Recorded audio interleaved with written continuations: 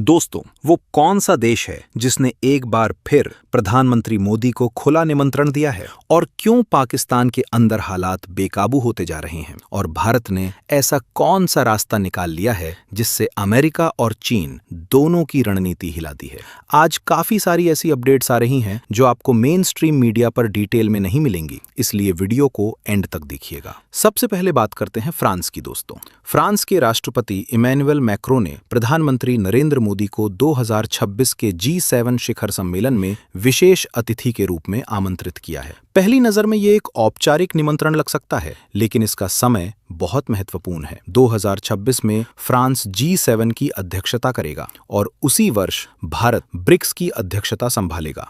यानी एक ही समय पर भारत दो अलग अलग वैश्विक मंचों के केंद्र में होगा। एक तरफ पश्चिमी देशों का G7 समूह, दूसरी तरफ उभरती अर्थव्यवस्थाओं का ब्रिक्स समूह। और इन दोनों के बीच भारत की स्थिति क्या होगी? एक सेतु की। यही कारण है कि मैक्रों ने इसे इनोवेशन मोमेंट कहा है, क्योंकि ये सिर्फ बैठक नहीं होगी, ये नए वैश्विक समीकरणों का दौर होगा। युवा सहयोग पर चर्चा होगी, AI और उभरती तकनीकों पर साझेदारी बनेगी, क्लाइमेट एक्शन और सप्लाई चेन सुरक्षा पर रणनीति तय होगी, इंडो पैसिफिक क्षेत्र में संतुलन पर भी बात होगी। इन सभी विषयों में भारत केवल श्रोता नहीं रहेगा। भारत की डिजिटल क्षमता, बाजार आकार और रणनीतिक स्थिति उसे चर्चा के केंद्र में रखेगी। यानी तस्वीर धीरे धीरे बदल रही है। भारत अब सिर्फ इनवाइटेड गेस्ट की भूमिका में नहीं दिख रहा। भारत एजेंडा शेपर बनने की दिशा में आगे बढ़ रहा है, जहां वो केवल प्रतिक्रिया नहीं देता, बल्कि दिशा तय करने में हिस्सा लेता है।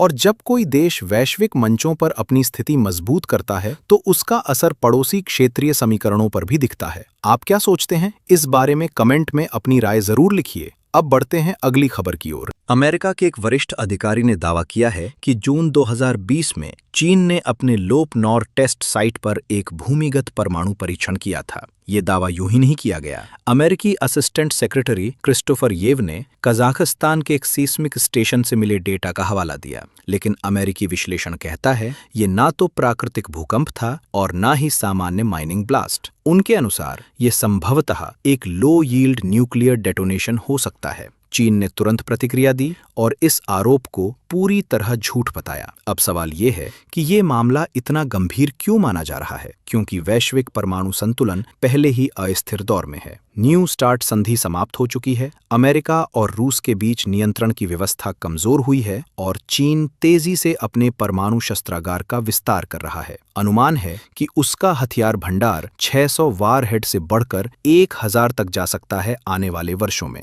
अब इसे भारत से जोड़कर समझिए। चीन हमारी उत्तरी सीमा पर है। यदि उसका परमाणु आधुनिकीकरण तेज होता है, तो दक्षिण एशिया का सामरिक संतुलन भी बदल सकता है। और जब बड़े शक्तिशाली देश अपने परमाणु ढांचे को तेजी से बढ़ाते हैं, तो छोटे क्षेत्रीय समीकरण भी प्रभावित होते हैं। यानी ये सिर्फ अमेरिका और चीन के बीच की बहस नहीं है, ये उस वैश्विक अस्थिरता का संकेत है जो धीरे धीरे पूरे एशिया को प्रभावित कर सकती है। अब बात करते हैं एक ऐसे आर्थिक कदम की जो सिर्फ बंदरगाहों तक सीमित नहीं है, बल्कि भारत की वैश्विक स्थिति बदल सकता है। अदानी पोर्ट्स और फ्रांस के पोर्ट ऑफ मार्से फोस के बीच एक MOU साइन हुआ है। सुनने में यह एक सामान्य पोर्ट एग्रीमेंट लगता है, लेकिन असल में यह एक बड़े भू रणनीतिक प्रोजेक्ट का हिस्सा है, IMEC यानी India middle east Europe economic corridor. अब समझते हैं IMEC क्या है। ये लगभग 6000 किलोमीटर लंबा मल्टी मोडल कॉरिडोर है। मतलब सिर्फ समुद्री रास्ता नहीं, समुद्री मार्ग, रेल नेटवर्क, डिजिटल कनेक्टिविटी और ग्रीन एनर्जी ट्रांजिशन सब एक साथ जोड़े जाएंगे। कल्पना कीजिए, भारत से माल निकलता है, मिडिल ईस्ट के जरिए आगे बढ़ता है और सीधे यूरोप के अंदरूनी बाजार तक पहुंचता है, तेज, संगठित और रणनीतिक रूप से सुरक्षित तरीके से। इस कॉरिडोर में भारत के मुंद्रा और हजीरा पोर्ट पूर्वी गेटवे की भूमिका निभाएंगे और यूरोप की ओर फ्रांस का मार्से फॉस पोर्ट पश्चिमी गेटवे बनेगा। यानी यह सिर्फ दो पोर्ट्स की साझेदारी नहीं है, यह भारत से यूरोप तक एक सीधा आर्थिक पुल है। अब इसे व्यापक संदर्भ में देखिए। Bharat EU free trade agreement भी अंतिम चरण में है। मतलब अगर FTA साइन होता है और IMEC जैसे कॉरिडोर सक्रिय हो जाते हैं, तो व्यापार सिर्फ बढ़ेगा नहीं, तेज, सस्ता और रणनीतिक रूप से सुरक्षित भी होगा। यानी 3 चीजें एक साथ आगे बढ़ रही हैं: व्यापार, सप्लाई चेन नियंत्रण और ऊर्जा ट्रांजिशन। और ये सब फ्रांस के साथ गहराते रिश्तों के बीच हो रहा है। रक्षा में साझेदारी, टेक्नोलॉजी में सहयोग और अब लॉजिस्टिक्स व इंफ्रास्ट्रक्चर में कनेक्टिविटी। यानी रिश्ता सिर्फ हथियारों तक सीमित नहीं रहा, यह अब समुद्र, उद्योग और भविष्य की सप्लाई चेन तक फैल चुका है। आप क्या सोचते हैं इस बारे में? कमेंट में अपनी राय जरूर लिखिए। अब बढ़ते हैं अगली खबर की ओर। दोस्तों, अब बात करते हैं पाकिस्तान की। जब दुनिया की बड़ी परमाणु शक्तियां अपने हथियार भंडार बढ़ाने में लगी हैं, उसी समय हमारे पड़ोस में एक अलग तरह की चुनौती उभर रही है। पाकिस्तान इस वक्त बाहरी नहीं, आंतरिक सुरक्षा संकट से जूझ रहा है। हाल ही में खैबर पख्तूनख्वा के बाज़ौर जिले में अफगान सीमा के पास एक बड़ा आत्मघाती हमला हुआ।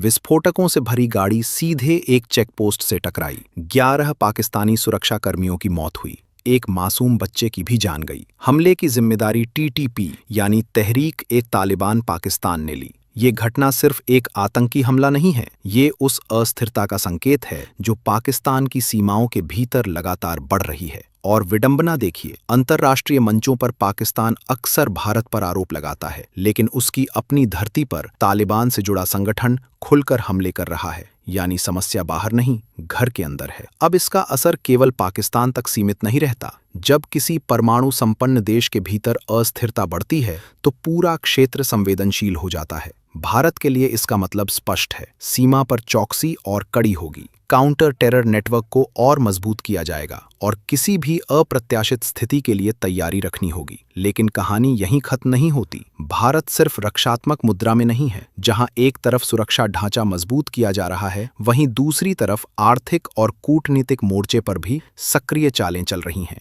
यानी एक तरफ सतर्कता और दूसरी तरफ रणनीतिक विस्तार। दक्षिण एशिया में बदलते राजनीतिक माहौल के बीच प्रधानमंत्री मोदी ने एक महत्वपूर्ण कदम उठाया है। उन्होंने बांग्लादेश के नए प्रधानमंत्री तरीक रहमान को व्यक्तिगत पत्र लिखकर भारत आने का निमंत्रण दिया है। ये कदम औपचारिक जरूर है, लेकिन इसका संदेश गहरा है। BNP की ऐतिहासिक जीत के बाद ये भारत की तरफ से पहला बड़ा आउटरीच है। यानी नई सरकार के साथ रिश्तों की दिशा शुरुआत से ही सकारात्मक रखने की कोशिश। पत्र में केवल शुभकामनाएं नहीं थीं, उसमें साफ तौर पर कहा गया, दोनों देश मिलकर कनेक्टिविटी, व्यापार, ऊर्जा, शिक्षा और सुरक्षा सहयोग को आगे बढ़ा सकते हैं। अब सवाल उठता है, ये इतना महत्वपूर्ण क्यों है? क्योंकि बांग्लादेश सिर्फ पड़ोसी देश नहीं है, वो भारत के पूर्वी भू राजनीतिक समीकरण का केंद्रीय बिंदु है। अगर ढाका के साथ संबंध मजबूत रहते हैं तो पूर्वोत्तर भारत की कनेक्टिविटी आसान होती है, सप्लाई चेन छोटी और सस्ती होती है और पूरे क्षेत्र में स्थिरता बनी रहती है।